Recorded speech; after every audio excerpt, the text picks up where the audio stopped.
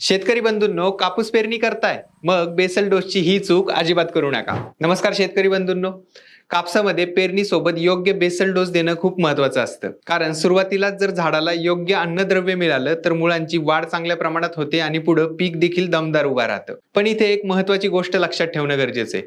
Basal dose हा सगळ्या जमिनींसाठी सारखा नसतो, तो तुमच्या जमिनीच्या प्रकारानुसार बदलतो। जर तुमची जमीन मध्यम ते भारी किंवा काळी असेल, जसं की मराठवाडा, विदर्भ किंवा काळ्या मातीचा भाग, तर पेरणी वेळी हा बेसल डोस तुम्हाला द्यायचा आहे। 3 बॅग सिंगल सुपर फॉस्फेट, 10 ते 20 किलो संचार हा डोस कापसासाठी खूप फायदेशीर ठरतो, कारण काळ्या मातीच्या जमिनीत पोटॅश आधीपासून बऱ्यापैकी उपलब्ध असतं।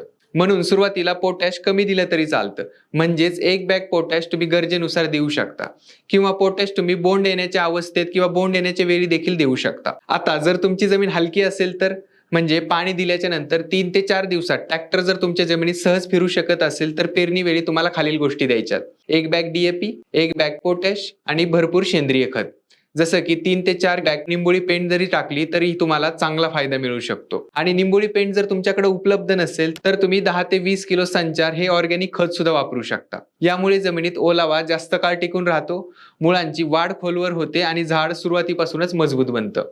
म्हणून शेतकरी बंधूंनो, तुमची जमीन ओळखा आणि त्यानुसार बेसल डोसची निवड करा। हा व्हिडिओ तुम्हाला उपयुक्त वाटला असेल तर हा व्हिडिओ आता सेव्ह करा आणि इतर शेतकऱ्यांसोबत शेअर करायला मात्र विसरू नका।